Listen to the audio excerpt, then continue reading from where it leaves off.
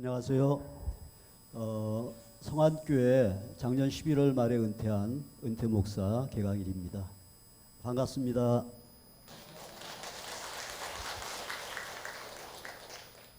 오늘 섬김은 특권이라는 제목으로 말씀을 나누도록 하겠습니다.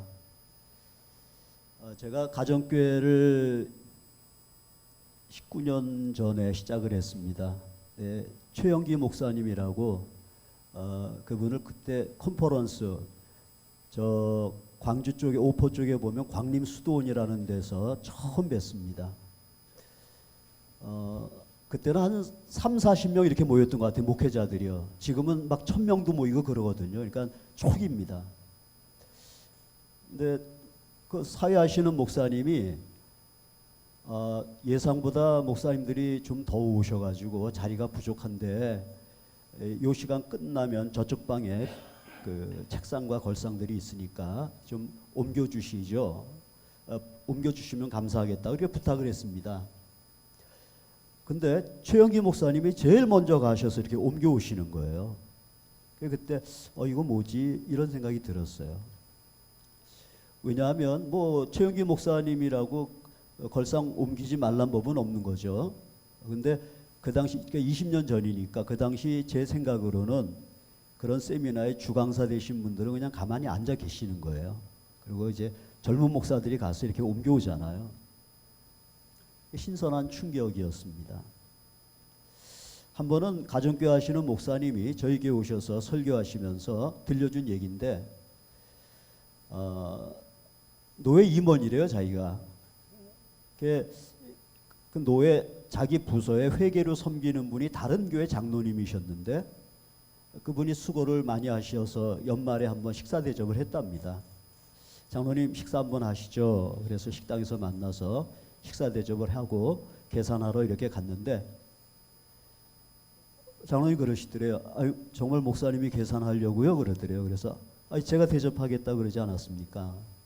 그리고 계산을 했대요. 목사님 그 영수증 저 주실 수 없어요? 그러더래요.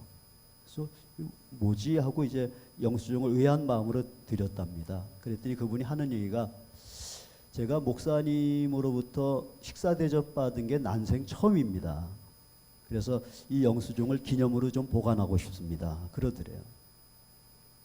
그러니까 이 장로님으로서는 목사님은 늘 장로가 대접하는 분 이렇게 알고 있었는데 난생 처음 목사님으로부터 이렇게 섬김을 받아보니까 이게 신선한 충격이었던 거예요. 그래서 그 영수증을 좀 기념으로 보관하겠다 이런 얘기를 했던 거죠. 근데 오늘 본문에 보면은 이런 의자를 옮긴 최영기 목사님이나 또 장로님을 대접한 목사님과는 비교도 할 수 없는 더 충격적인 이야기죠. 예수님께서 예루살렘을 공식적으로 입성하실 때 제자들은 드디어 이제 예수님이 왕이 되시는구나 생각을 하고 그 중에 야고보와 요한이 우의정, 좌의정 하면서 요청을 하죠. 그러자 다른 제자들이 막 분을 냅니다. 화를 냅니다. 왜냐하면 서로 자리 다툼을 하는 거죠. 그때 예수님께서 이렇게 말씀하십니다. 새 번역입니다. 그래서 예수께서는 그들을 곁에 불러놓고 그들에게 말씀하셨다. 너희가 아는 대로 이방 사람들을 다스린다고 자처하는 사람들은 백성들을 마구 내리누르고 고관들은 백성들에게 세도를 부린다. 여러분, 세상 사람들이 왜 높아지려고 합니까? 세도 좀 부리려고, 좀 사람들 좀 내리누르고 싶어서. 우리 주변에서 늘 듣는 얘기 아닙니까? 갑질하는 얘기를 들어보셨죠? 왜 높아지려고 하냐? 좀 이렇게 갑질하고 싶어서, 세도 부리고 싶어서. 그런데 예수님은 이걸 완전히 바꿔주셨습니다. 예수님은 내가 세상에 온 목적은 섬김 받으러 온 것이 아니고 섬기러 왔다. 섬기러 왔다. 섬김 받으러 온 게 아니다. 이렇게 말씀하셨습니다. 여러분, 이 성경을 우리가 수십 번 성경에서 읽고 또 목사님으로부터 수십 번 듣고 그래서 너무나 익숙해서 그렇지, 예수님이 우리를 섬겨주셨다는데 예수님이 누구십니까?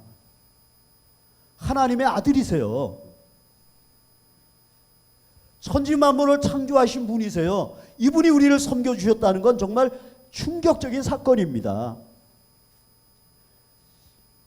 옛날에 우리 최영기 목사님하고 한번 그 동숭동 대학로에 그 소극장에 연극을 보러 간 적이 있어요. 뮤지컬을. 4명이서 그때 갔는데 최 목사님이 앉고 제가 앉고 그랬는데 최 목사님이 저를 이렇게 어깨 동무하는데요. 제가 존경하는 목사님이 이렇게 어깨 동무를 해주니까 막 너무 황송한 거 있죠.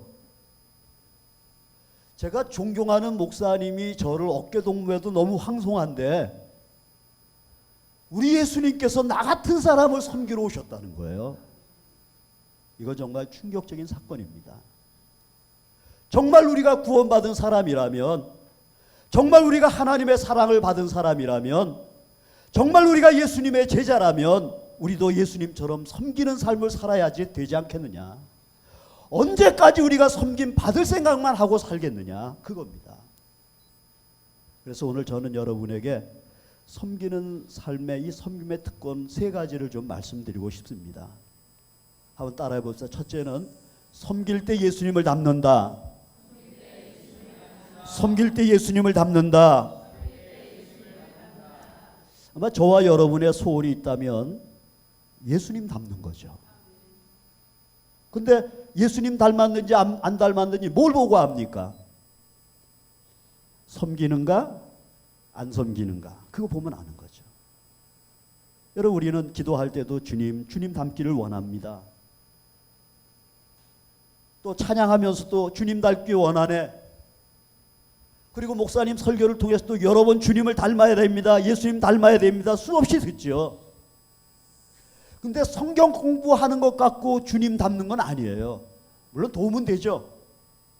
근데 여러분, 성경 공부만 많이 하다 보면요, 머리만 커지고 남 정죄하고 판단하고 말만 하고 행동하지 않는 이런 아주 이상한 크리스찬이 될 수 있어요.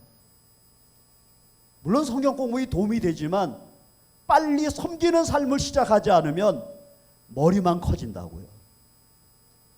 이 섬기는 것이 예수님 닮는데, 근데 여러분, 섬기는 것도 내가 당연히 섬겨야 할 사람을 섬기는 거는 예수님 닮는데 큰 도움은 안 돼요. 뭐 당연한 건데 뭐. 근데 섬기고 싶지 않은 사람, 섬기기 싫은 사람, 아니 내가 섬김을 받아야 될 사람, 이런 사람을 섬길 때 예수님을 닮는 거죠. 내 의지와 수양 갖고만 되는 거 아닙니다. 예수님 닮아야지 이런다고 닮는 게 아니에요.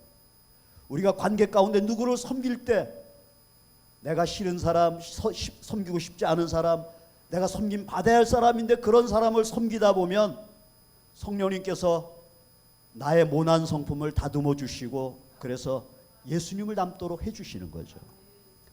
우리 그 목녀님 가운데 섬기면서 예수님을 닮은 분이 있어요. 이분이 간증할 때 들어보니까 자기 인생의 목적은 그저 큰 거 아니었대요. 가족끼리 주말에 여행하는 거, 애들하고 남편하고 여행하는 거, 이게 자기 소박한 꿈이었대요. 그리고 자기는 남에게 도움 주는 것도 싫고 도움 받는 것도 싫고. 근데 남편이 목자가 되면서 자동적으로 목녀가 된 거예요. 그러니까 주말을 이제 목장을 위해서 써야 되니까 가족끼리 놀러 갈 수 있는 기회가 이제 없어진 거예요. 그것도 그거고, 자기를 택한 목원들이 너무너무 자기는 싫었대요. 목원 중에는 알코올 중독자가 있고 지적으로 조금 낮아갖고 대화가 안 된대. 또 어떤 사람은 이렇게 길거리 다니면서 뭘 주워다가 집에 잔뜩 쌓아놓는데 막 자기가 볼 땐 쓰레기더미 같은 게 집에 잔뜩 쌓여있는 이런 분도 있고. 참 그분들하고 목장한다는 게 너무 힘들었대요. 그리고 주일날 밥 먹는데도 어떤 분은 식판에다가 다른 사람 2배, 3배 음식을 담아와가지고 반 정도 먹고 나머지 반은 가방에서 비닐봉지를 꺼내가지고 거기다가 담아갖고 간다는 거예요. 너무 창피했대요. 어떨 땐 지나가는 집사님이 자기 귀에다 대고 조용하게 그러는데요. 힘들겠다. 정말 힘들었대요. 그리고 그 목원 중에는 목련이 우리 내일 세이브 전에 쇼핑 가요. 근데 너무 싫었대. 자기가 그분들하고 다니면 사람들이 자기를 그 사람들과 같은 부류로 생각할 거 아닌가 이런 생각이 들어갖고 너무 창피했다는 거예요. 근데 이분이 기도하는 가운데 어느 날 하나님이 자신의 모습을 보여주시고 그 목원들을 사랑하신다는 걸 깨닫게 해주셨대요. 그러면서 펑펑 울면서 회개했대요. 그러나 자기가 변했는데 이렇게 변했대요. 주방에 가서 주일날 밥 먹을 때 빨리 밥 먹고 주방에 가가지고 오늘 혹시 남는 음식 있으면 좀 싸달라고 그래서 싸가지고 이거 가져가라고 주고. 알코올 중독자는 자주 그 술 때문에 교회를 못 나오면 자기가 점심 준비해가지고 주보 가지고 가가지고 주보 순서대로 예배를 거기서 드려주고. 정말 그 알코올 중독자가 병원에서도 포기했던 사람인데 치료가 됐어요. 술을 끊고요. 한글 모르던 사람을 그 목료하면서 생명의 삶 들어가면서 그걸 알게 돼가지고 이분 한글 가르치고 검정고시 해가지고 결국은 대학교 검정고시까지 다 통과를 시켜줬어요. 이렇게 섬기면서 섬김의 기쁨을 알게 된 거죠.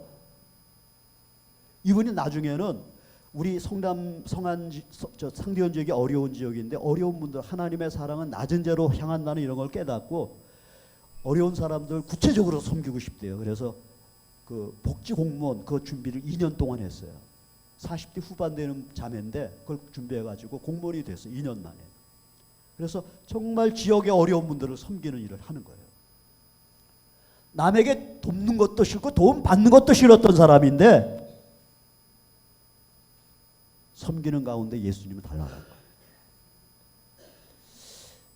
저는요, 우리 교회는 처음에 이렇게 가정교회를 전환할 때 초기였기 때문에 이렇게 보고 배울 수 있는 교회도 많이 없었고 세미나 지역 모임도 없었고 이제 그랬거든요. 그 전환을 준비를 제대로 못했어요. 그러면서 장로님들이 굉장히 가정교회를 불편하게 생각했어요. 제가 좀 힘들었어요. 제가 이제 아버님이 목회하던 목회를 이어서 했습니다. 아버님이 재작년 98세로 천국에 가셨어요. 한 번은 아버님하고 기도원에 같이 가면서 강남금식기도원에 이렇게 가면서 아버지, 참 장로님들이 제 말을 안 들어서 너무 힘드네요. 위로를 받고 싶었어요. 뭔가 조언을 듣고 싶었어요. 근데 아버님이 위로해 주지 않고 조언을 해 주지 않으시고 톡 뭐라고 말씀하시나 하면 강일 목사도 나한테 그랬어. 그러시는 거예요. 장로들이 네 말 안 듣는다고 너도 내 말 안 들었잖아. 그러시는 거예요. 그게 정말 충격이었어요. 그 생각을 못 했거든요. 이제 연세 드신 아버님이 목회 이렇게 이렇게 하면 제가 아버님 그건 그렇게 하는 게 아닙니다. 이런 얘기를 했거든요. 제가 똑똑하다고 생각하고 아버님 연세 드신 분인데 뭘 아시겠나 생각해서 그리고 내 생각하고는 좀 다르니까 아버님 그건 그게 아니에요. 이래야 돼요. 이랬던 거죠. 너도 내 말 안 들었잖아. 제가 장로님들을 섬기는 가운데 아버님께 불순종하는 걸 깨닫게 되고 회개하고 그때 그랬어요. 아버님 잘못했습니다. 용서하세요. 앞으로는 제가 순종하죠. 정말 그 후로 순종하려고 애를 썼습니다. 정말 부득이한 일이 아니면 순종했습니다. 여러분 정말 우리가 섬기는 가운데 이렇게 내가 모난 성품이 깨지고 예수님을 닮아가는 거예요. 우리 그 목장을 분가하면 대행 목자가 생기는데 그 대행 목자 중에 제게 이런 말씀을 하는 분들이 있었어요. 목사님, 제가 목자를 하면서 옛날 목원으로 있을 때 목자님 속을 많이 새겼다는 걸 깨닫게 됩니다. 그래서 목자님, 목녀님을 좋은 식당에서 대접을 했대요. 그리고 그때 죄송했다고. 그리고 이렇게 대행 목자로 만들어줘서 감사하다고. 목원으로 있을 땐 몰랐는데 목자로 섬기면서 보니까 자기 모습이 보인 거예요. 여러분 우리 말 안 듣는 자식이 있을 때, 딸 자식이 있을 때 너 시집 가서 꼭 너 같은 딸 한번 낳아봐 그러잖아요. 딸로 있을 때 몰라요. 엄마가 돼서 딸을 키워보면 아는 거예요. 여러분, 섬기는 가운데 우리가 변해요. 그래서요, 우리 가정교회 목장 있잖아요.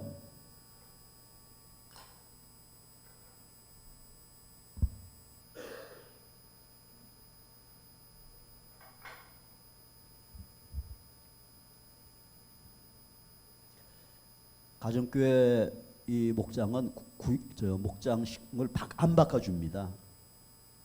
에베소 2장에 보면 우리는 하나님의 가족이라 그랬잖아요. 가족을 안 바꾸잖아요. 근데 이게 장점도 되고 단점도 돼요. 왜 단점인가 하면 목장 안에 꼴배기 싫은 사람이 있는데 가기가 싫은 거예요. 좀 목장 좀 바꿔주면 좋겠는데 그 사람 꼴배기 싫어가지고 그냥 목장에 안 나가는 거예요. 심지어는 교회를 떠나는 거예요. 근데 여러분, 이게 장점이기도 합니다. 왜 장점인가? 목장은 가족이니까 매주 목장 모임을 해야 되잖아요. 불편하지만 매주 만나다 보면 성령님께서 그 만남을 통해서 나를 다듬어 주시는 거예요. 그리고 목사님 설교를 듣잖아요. 사랑하라, 용서해라. 그러면 그분 생각이 나는 거예요. 또 기도하다가 문득 그분 생각이 나는 거예요. 성령님께서 생각나게 해주시는 거예요. 그러면서 기도가 막히는 거예요. 또 찬양할 때 우리가 내가 먼저 손 내밀지 못하고 내가 먼저 용서하지 못하고 이런 찬송할 때 성령님께서 야, 좀 네가 먼저 손 내밀어야 되는 거 아니니? 좀 네가 먼저 용서해야 되는 거 아니야? 이런 마음을 주시는 거죠. 그러면서 우리가 어떻게 돼요? 다듬어지는 거예요. 모난 부분이 깎이는 거예요. 그래서 여러분 힘들게 하는 사람이 목장으로 있잖아요. 목장에 있잖아요. 피하지 마세요. 그분을 통해서 여러분을 성령님께서 예수님 닮게 해주시는 거예요. 그분 피하지 마세요. 여러분의 모난 성품을 성령님께서 그분을 통해서 다듬어 주시는 거예요. 그분을 피하지 마세요. 만일 그분을 피하면 여러분은 그분과 같은 스타일의 사람들을 만나면 늘 고통을 당하는 거예요. 피하면 안 돼요. 섬기는 가운데 하나님이 우리를 예수님 닮게 해줘요. 이거 특권입니다. 두 번째, 우리가 섬기는 게 왜 특권인가? 섬길 때 하나님께서 우리를 높여주십니다. 하나님께서 우리를 높여주십니다. 예수님께서 이렇게 말씀하셨습니다. 너희 가운데 누구든지 위대하게 되고자 하는 사람은 너희를 섬기는 사람이 되어야 하고 너희 가운데 누구든지 으뜸이 되고자 하는 사람은 모든 사람의 종이 되어야 한다. 우리 예수님은 큰 사람이 되고 싶어하고 으뜸이 되고 싶어하는 사람들을 향해서 야, 하나님의 자녀는 으뜸이 되려고 그러면 안 돼. 하나님의 자녀는 큰 사람 되려고 그러는 거 아니야. 이러질 않으셨어요. 너 큰 사람 되고 싶어? 너 으뜸 되고 싶어? 좋아, 내가 방법을 알려줄게. 섬기는 사람이 돼봐. 한번 종이 돼봐. 그럼 하나님이 높여주시는 거야. 맞지 않습니까? 여러분, 영적 권위가 어디서 나옵니까? 섬김에서 나와요.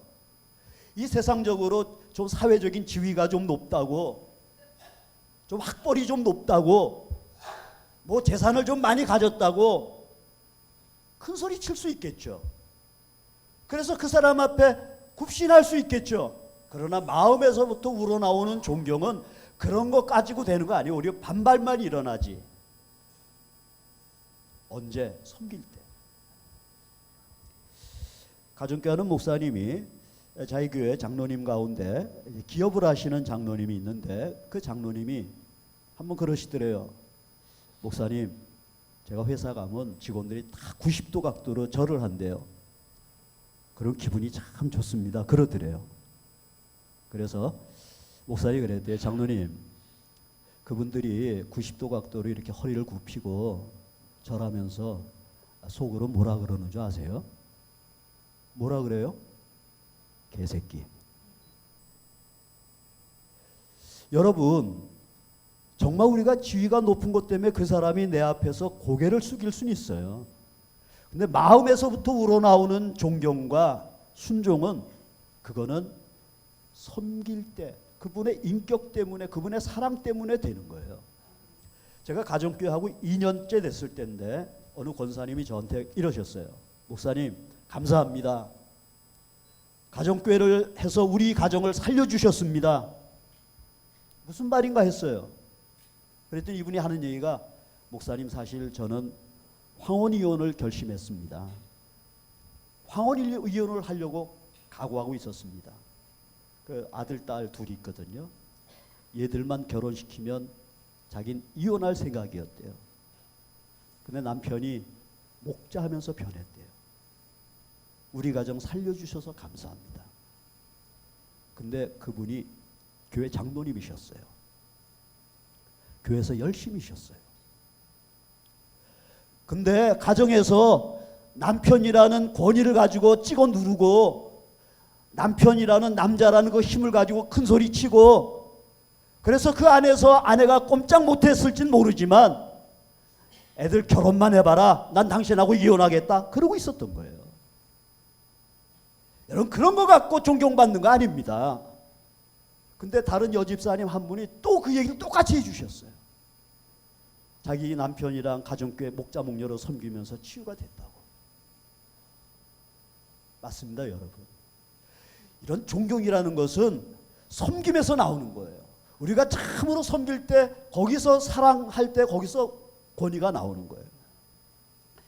우리 목녀님, 목자님 한 가정은 정말 학벌이 없으세요. 초등학교도 못 나오신 분들이에요. 근데 그 목원들이 보면 목자님, 목녀님, 목자님, 막 그래요.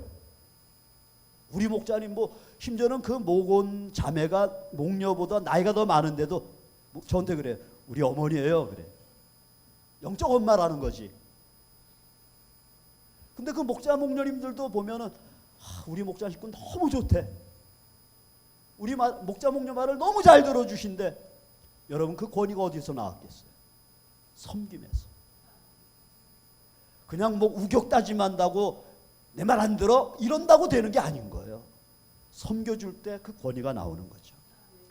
이제 이런 얘기를 하면 이제 목원들 가운데, 목자 식구들 가운데, 또 성도들 가운데 그래 좀 당신 목자잖아. 한번 잘 섬겨봐. 나 좀 섬겨봐. 뭐 이런 태도를 갖는 분들이 있어요.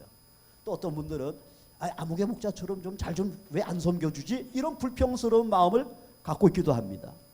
근데 여러분 정말 이런 생각은요 완전히 그냥 깨트려 버려야 돼요. 왜 그런가 하면 신약 성경을 보면 어디도 목자 목녀만 섬겨라, 목사님만 섬겨야 된다, 장로님만 섬겨야 된다, 권사님만 섬겨야 된다, 오래 신앙생활 한 사람만 섬겨야 된다 이런 말 없습니다. 누구나 섬겨야 되는 거예요. 누구나. 옛날 그 선교 단체에서 일할 때인데, 선교에서 일할 때인데 어느 그 큰 교회 목사님이 저한테 그러세요. 자기 동기가 있는데 30년 된 동기래요. 대구에서 목회하는 이제 조그만 교회 목회하는 목사인데 이분은 이제 큰 교회 목회. 만날 때마다 자기만 밥 산대. 그러면서 좀 불평스러운 말을 말씀하시더라. 그래. 아니 30년 동안 늘 대접을 받기만 했다는 거예요. 아니 100번 대접하면 한 번 정도는 살 수 있잖아요. 정말 저도 목회하면서 보니까 돈 있다고 섬기는 게 아니고요. 돈 없는 사람도 잘 섬기더라고요. 여러분 한번 제가 말씀 읽어드릴게요. 한번 들어보실래요? 요한복음 13장 34절 서로 사랑하라. 로마서 12장 10절 존경하기를 서로 먼저 하라. 로마서 12장 10절 서로 다정하게 대하라. 에베소 4장 2절 서로 용납하라. 빌립보 2장 3절 서로 남을 낮게 여겨라. 빌립보 2장 4절 서로 다른 사람들의 일을 돌봐줘라. 골로새 3장 13절 서로 용서하라. 히브리서 10장 25절 서로 격려하라. 베드로전서 3장 8절 서로 동정하라. 한 사람만요? 아니에요. 서로 같이. 일방적인 사랑이 아니고 엄마만 섬기는 것이 아니라 아빠도 섬겨야 되는 거예요. 부모만 섬기는 것이 아니라 자식들도 섬겨야 되는 거예요. 형만 섬기는 것이 아니라 동생도 섬겨야 되는 거예요. 있는 사람만 섬기는 것이 아니라 없는 사람은 없는 가운데서 섬겨야 되는 거예요. 예수 오래 믿는 사람만 섬기는 것이 아니라 신앙생활 시작한 사람도 자기 할 분량 안에서 섬길 줄 알아야 되는 거예요. 여러분, 그런 거예요. 어느 목사님이 저한테, 목사님 이 구두 뭔지 아세요? 그래요. 그래서 뭐예요? 우리 목원이 목자 목녀님 수고한다고 선물해 줬대요. 마음이 좋더라고요. 어느 목련 그러더라고요. 목사님 죄송해요. 왜요? 그때 삼복더위 때인데 목원이 더위에 수고한다고 목자 목녀님을 삼계탕을 사줬대요. 그래서 목사님이 대접을 받아야 되는데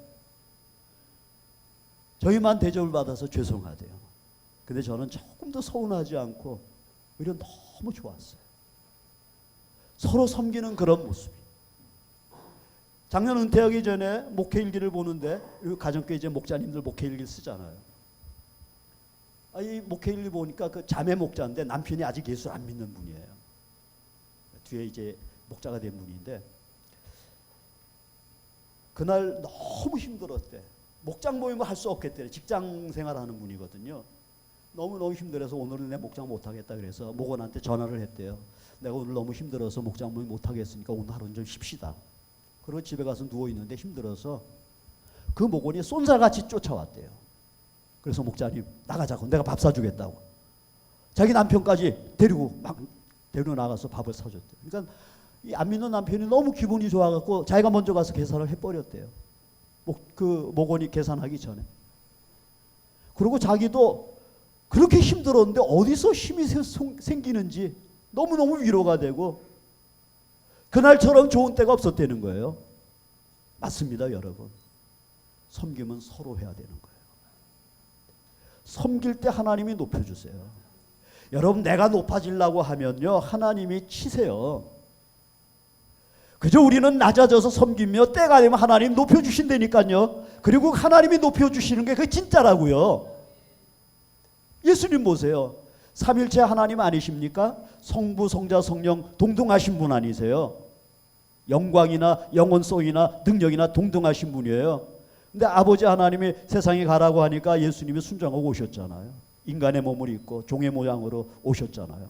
그리고 주까지 섬겨주신 거예요. 그랬더니 성경이 뭐라 그래? 빌립보서 2장 9절에 그 다음에 이렇게 말씀합니다. 그러므로 하나님께서는 그를 지극히 높이시고 모든 이름에 뛰어난 이름을 그에게 주셨습니다. 예수님께서 낮아지시니까 하나님이 높여주신 거예요.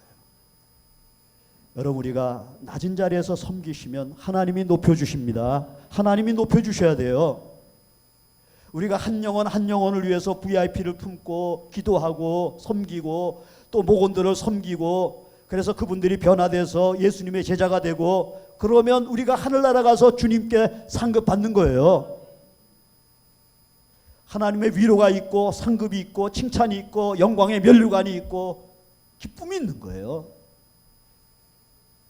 하나님 앞에 가서 높아져야 되지 않겠어요? 높여주셔야지 하나님이. 왜 섬김이 특권인가? 섬길 때 예수님 남는다. 섬길 때 하나님께서 높여주신다. 세 번째 따라해 봅시다. 섬길 때 행복해진다. 섬길 때 행복해진다. 왜 섬겨야 되느냐? 섬길 때 행복해지기 때문에. 제자들이 왜 다퉜습니까? 왜 분을 냅니까? 왜 화를 냅니까? 서로 높아지려고 하니까. 서로 섬김받는 자리에 서려고 하니까. 섭섭한 거예요. 기분 나쁜 거예요. 그래서 다툼이 일어나는 거예요. 여러분, 섬김 받으려고 하면요, 서운함이 있고 원망이 있고 불평이 생기고 갈등이 생깁니다. 근데 섬기는 삶을 살려고 결정하고 나면 자유함이 있고 평안함이 있고 행복해집니다. 부부간에 왜 갈등이 생깁니까? 남편은 남편대로 내 친구 아무개 아내는 좀 사근사근한데 내 아내는 잔소리하고 신경질 잘 부리고 섬김 받고 싶었어. 아내는 아내대로 이웃집 남편은 그냥 가정적이고 그런데 우리 남편 매일 술 먹고 자기 뭐 놀러나 다니고 그래서 갈등이 생기는 거예요. 시어머니하고 며느리가 왜 갈등이 생깁니까? 시어머니대로 친구 며느리 보니까 중국 여행도 시켜주는데 우리 며느리는 뭐야? 이런 생각합니다. 또 며느리대로 친구 시어머니는 계절 바뀐다고 옷도 사주는데 우리 시어머니는 뭐야? 이제 이렇게 서운한 거예요. 목사와 성도도 마찬가지야. 서로 섬김 받고자 하면요 서운해요. 부끄러운 얘기입니다. 오래된 얘기인데요. 교회에서 차를 사주시겠다 그랬어요. 장로님들이 목사님 좀 차를 사드려야 할 텐데 근데 그때 딱 무슨 생각이 드나 하면요. 무슨 차가 갖고 싶은가 하면요. 소나타 이게 타고 싶은 거예요. 근데 장로님 한 분이 목사님 엘란트라를 탔으면 좋겠대요. 엘란트라를 사주시겠대요. 그러니까 엘란트라가 지금 엘란트라인가? 하여간 근데 차 사준다는데 기분이 안 좋고요. 서운하더라니까요. 자전거 사주는 게 아니라 자동차를 사준다는데 기분이 좋아야 되잖아요. 감사해야 되잖아요. 안 감사하더라니까요. 섭섭하더라니까. 원망이 생기더라니까요. 여러분 목사도 별 수 없어요. 목사도 섬김 받으려는 마음 갖고 목회하면요 섭섭할 수밖에 없고요. 불평 생기고요. 원망 생기는 거예요. 예수 오래 믿은 거 다 소용없습니다. 모태신앙 소용없어요. 장로 소용없어요. 정말 우리가 섬김 받으려고 하느냐 섬기려고 하느냐 이게 중요한 거예요. 저는 사실 행복한 목사는 아니었습니다. 제가 이 얘기를 하면 여러분들이 이해를 할 거예요. 그러니까 20년 전, 이건 20년도 훨씬 전 얘기죠. 제 아들이 대학을 졸업하고 신학을 하겠다는 거예요. 제가 절대 하지 말라고 말렸어요. 아주 극구 말렸습니다. 왜냐하면 그때 제가 목회가 행복하지 않았어요. 아들도 나같이 사는 게 싫었어요. 물론 지금 목회를 합니다. 가정교회 목회를 분당에서 잘 하고 있습니다.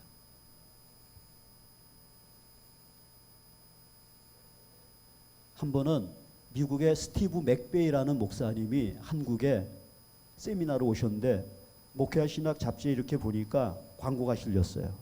근데 큰 주제가 은혜의 영성 그리고 소제목이 8개가 쭉 써 있는데 첫 번째 제목을 읽는 순간 이건 내가 가야겠다. 나를 위한 거구나. 그리고 곧바로 등록을 했어요. 그 첫 번째 제목이 뭔 줄 아세요? 잊혀지질 않아요. 비참한 크리스찬들. 그때 제가 비참한 목사였어요. 그래서 제가 제 아내한테도 여보 나 목회 그만둘까? 이런 말을 몇 번 했어요. 하루는 여보 나 목회 그만둘까? 그랬더니 저녁이었는데 아내가 주섬주섬 일어나서 옷을 입더니 나가는 거예요. 여보 어디가? 그랬더니 철회하러 간대. 남편이 목회 그만둘까 하니까 아내로서는 얼마나 절망적이겠어요. 그래도 남편은 아내가 의지해야 될 사람인데 목사가 돼가지고 목회 그만둘까 그러니까 그리고 매일 철회하는 거예요. 그때 제가 아주 각오를 했어요. 암만 힘들어도 내가 내 아내한테 목회 관둘까 그 말은 안 해야겠다. 아내 낙심시키기 싫어서. 정말 그 후에도 몇 번이나 이게 목회 그만두고 싶은 마음이 이 목구멍까지 올라오는 걸 꾹 참았습니다. 꾹꾹 삼켰어요. 제가 그랬던 목사입니다. 그래서 장로님들한테 지금 너무 제가 탈진이 돼서 힘드니까 내년도 1년 안식년을 좀 주십시오. 그래도 장로님들이 허락을 해 주셨어요. 그래서 안식년을 내년엔 가질 생각이었어요. 근데 그때 가정교회를 만난 거예요. 가정교회를 하면서 야 이거만 바로 하면 교회도 좋고 나도 좋겠구나 이런 생각이 들면서 가정교회를 했는데 가정교회를 하면서 이렇게 이상하게 내가 회복이 됐어요. 안식년 안 했어요. 그러면서 행복하다 하는 말을 내가 하게 됐어요. 왜 그렇지? 왜 가정교회가 나를 이렇게 변화시켰지? 우리 교회를 변화시켰지? 교회도 변화됐거든요. 왜 그랬지? 보니까 가정교회는 목회 방법이나 목회 프로그램이 아니었어요. 가정교회는 성경적인 교회를 한번 해보자, 그거였어요. 사실 저도 가정교회 처음 시작할 때요, 두려움을 많이 갖고 있었어요. 저도 목사님들이 다 그렇듯이 세미나를 열심히 다녔습니다. 그럼 세미나 갔다 와서 그걸 이제 교회 적용하는 거죠. 그리고 또 다른 세미나 가서 또 하고 뭐 이제 이렇게 했어요. 가정교회 하면 반대하는 분들이 있었는데, 이제 불평하는 사람들한테 나중에 그 장로님이 간증을 해서 내가 알았어요. 불평하는 분들한테 자기가 그랬대요. 1년만 기다려. 목사님 1년 후에는 또 그만둘 테니까. 그랬대요. 근데 이상하게 가정교회는 그만두지 않고 18년 목회하고 은퇴를 했어요. 하나님의 은혜죠. 여러분, 가정교회는 이런 핵심 가치를 갖고 있어요. 성경이 그렇다 그러면 그런 줄 알고, 아니라 그러면 아닌 줄 알고, 성경이 하라 그러면 하고, 하지 말라 그러면 안 하고. 그러니까 성경적인 교회 한번 만들어 보자. 성경적인 목사가 한번 돼보자. 우리 교회 성도들이 한번 성경적인 성도가 되게 해보자. 우리 목자 목녀들이 한번 성경적인 목자 목녀 한번 돼보자. 우리 장로님, 우리 집사님들이 한번 성경적인 목사님, 장로님, 집사님들 한번 돼보자. 이런 운동이거든요. 물론 온전치 않지만, 부족하지만 그 목표를 향해서 가는 거죠. 여러분, 우리 가정교회 핵심 가치 4가지, 내 기둥 알잖아요. 성경적인 교회 존재 목적, 마태오 28장 19, 20절. 영혼 구원에서 제자 삼는 거. 성경적인 제자 훈련 방법, 마가복음 3장 14, 15절. 가르치는 게 아니라 보여서, 말로가 아니라 삶을 보여준다, 그거잖아요. 성경적인 제자 그 사역 원리, 목회자는 성도들을 준비시켜서 목자 목녀로 만들고, 그 목자님 목녀님들이 목양하고. 여러분, 이게 얼마나 큰 축복이었는지 몰라요. 정말 평신도들이 그렇게 깨어나서 목장을 섬길 때 얼마나 교회가 건강해지겠어요. 그 다음에 성경적인 리더십, 마가복음 10장 45절. 섬김 받는 게 아니라 섬기는 리더십. 이 섬기는 리더십도요, 저한테는 굉장히 자유함을 줬습니다. 사실 저는 담임 목사로서 리더십이 없다고 철저하게 믿었던 사람이에요. 나는 목사 자격이 없어. 그래서 제가 목회를 관둘 생각도 그래서 했던 거거든요. 제가 어느 정도였나 하면, 이제 리더십에 목말라 있었는가 하면, 그때 제가 가정과 하기 전에 셀처치를 한다고 좀 준비했었거든요. 근데 거기서 아이스 브레이크라는 이런 시간이 있어요. 목사님도 한 8분인가 이렇게 이제 둘러 앉아가지고 게임을 하는 거예요. 물건이 한 8개 정도 되는데, 그 8개 되는 물건을 돈을 다 논아주고, 똑같이 논아주고, 이제 돈 가지고 그 물건을 사는 겁니다. 근데 그 물건 가운데 뭐 여행, 행복한 가정, 건강, 고급 승용차 등등 물건들이 여러 개가 있어요. 그리고 그 중에 뭐가 있나 하면 리더십. 저는 뭘 샀을 것 같아요? 리더십. 얼마치 샀을까요? 몽땅. 몰빵했다니까요. 그 정도로 저는 리더십에 목말라 있었어요. 근데 제 옆에 있는 목사님, 한국교회 유명한 목사였어요, 그때. 이름 되면 알만한 사람인데, 그 목사님이 뭘 산지 이렇게 얘기할 때 얼마나 창피하던지. 그분이, 저는 돈을 똑같이 나눠서 물건을 똑같이 다 산 거예요. 탁 드는 생각이, 그래, 인생을 좀 저렇게 균형 있게 살아야지. 나는 너무 그냥 하나에 몰빵을 하니까 이게 균형이 잡히지 않은 사람이잖아요. 난 왜 이 모양이지? 이런 생각을 그때 했었다고요. 저는 정말 이렇게 어릴 때도 전쟁놀이 하면은 대장 되는 거 이런 거 싫어했어요. 그 리더는 자격이 없다고 생각해서 늘 쫄병하는 거 좋아하고. 근데 담임 목사는 어쩔 수 없이 리더잖아요. 그러니까 이게 너무 저한테는 안 맞는 옷 같은 거예요. 근데 섬기는 리더십, 이게 저에게 자유함을 줬어요. 나중에 우리가 삶 공부하면서 가정교회하고 한 3년쯤 됐을 때인가 봐요. 이렇게 우리 형제들하고 나눔하면서 그 이제 첫 시간에 가장 힘들었던 얘기 뭐 이런 얘기 하는데 제가 그 리더십 때문에 고통당한 얘기를 했어요. 그랬더니 집사 한 분이 그러는 거예요. 아니 목사님이 리더십이 없다고요? 말도 안 돼. 그런데 어떻게 가정교회를 이렇게 정착시켜요? 목사 리더십 있어요 그러는 거예요. 그래서 그때부터 저는 리더십 있는 거로 믿기로 했습니다. 근데 정말 성경적인 리더십은 섬김이잖아요. 예수님의 리더십은 섬김이잖아요. 근데 아까도 얘기했더니 제가 잘 전환을 못 해가지고 장로님들과 또 이제 어려운 분들이 있었는데 한 번은 당회 시간에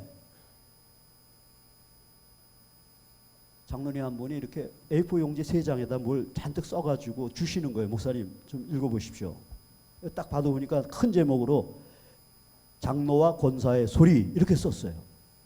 이게 뭐야 그러고 쭉 읽어보니까 가정교회에 대해서 불평, 가정교회가 잘못된 거, 뭐 또 가정교회 질문사항, 요청사항 이렇게 쭉 한 A4 용지 3장을 썼어요. 이렇게 이제 연세 드신 장로님, 선임 장로님이셨는데 그걸 큰 글씨로 딱 썼어요. 그 보니까 그냥 가슴이 덜컹하는 거예요. 그래 장로님 제가 지금 답변을 안 드리고요. 한 주간만 시간을 주세요. 그리고 광림수도원에 가서 3일간 금식을 했어요. 그러면서 그때 제가 무슨 생각을 했나 하면 지금까지 내가 이런저런 방법으로 참 이분들을 목자로 세우려고 했었는데 안 하니까 이제는 결단을 내려야겠다. 이제 이런 생각까지 했어요. 근데 기도하는 가운데 하나님이 제게 주신 마음은 가정교회 이게 중요한 게 아니라 사랑이다. 사랑해라. 섬겨라.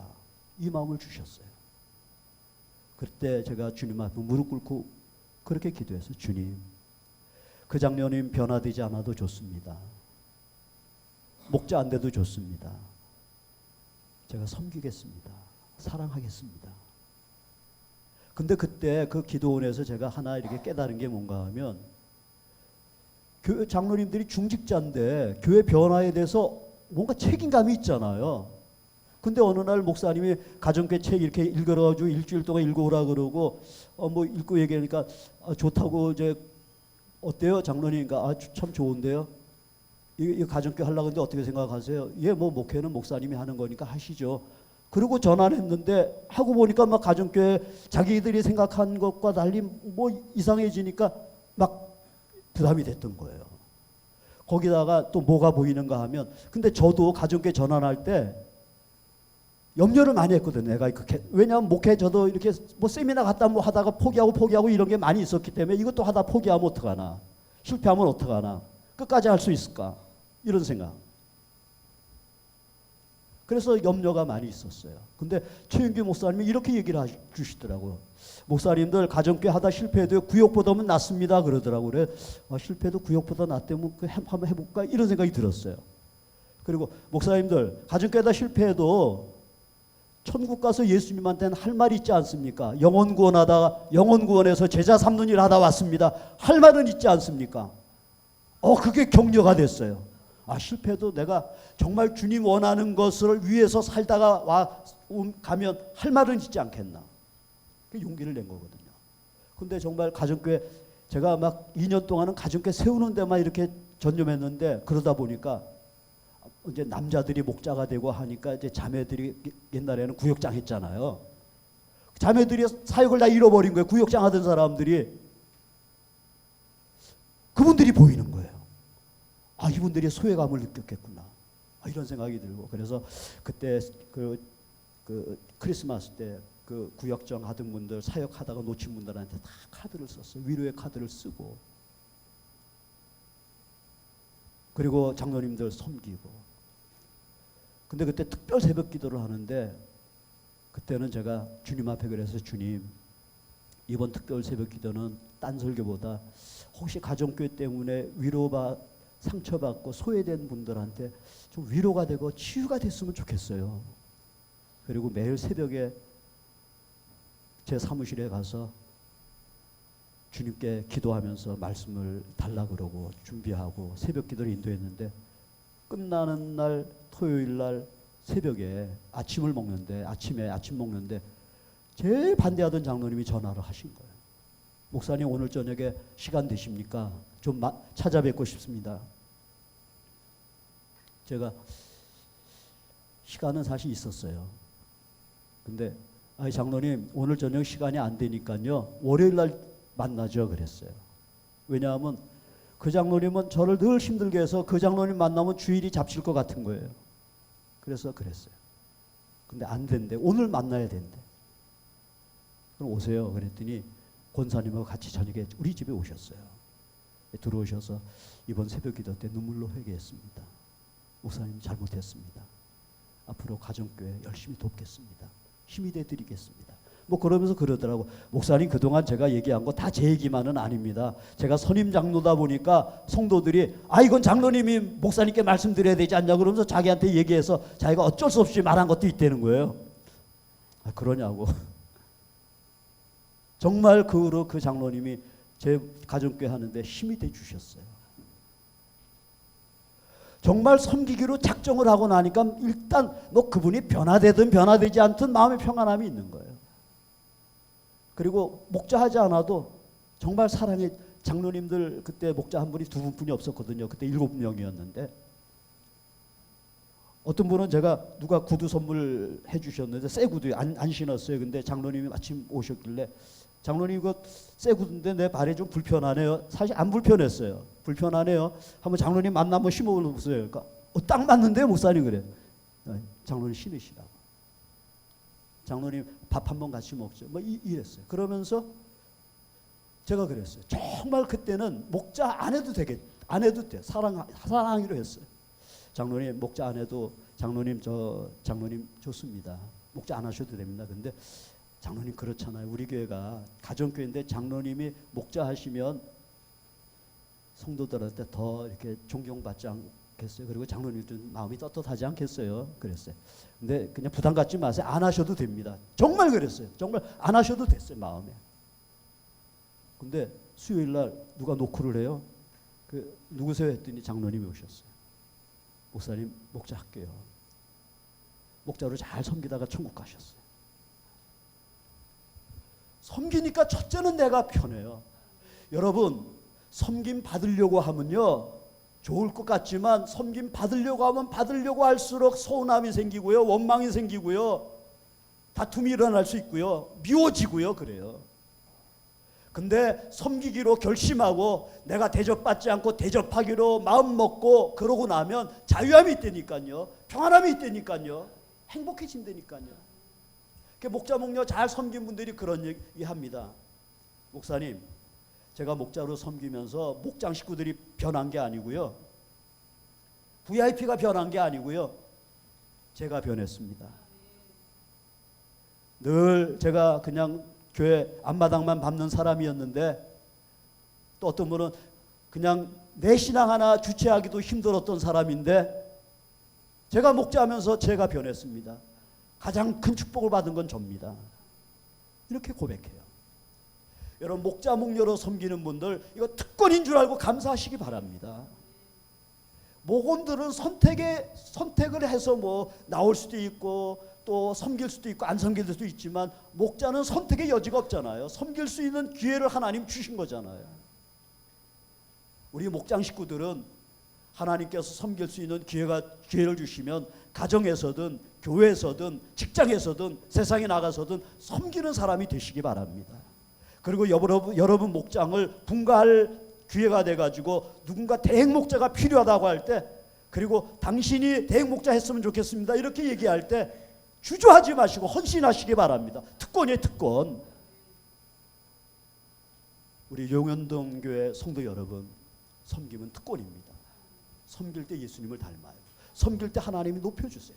섬길 때 행복한 겁니다. 이런 특권을 누리시기를 주님의 이름으로 축복합니다. 기도하겠습니다. 하나님 아버지 감사합니다. 우리 용현등교회 성도님들 섬김이 특권인 줄 알아서 이 행복을 누리게 하여 주시옵소서. 예수님 이름으로 기도드립니다. 아멘.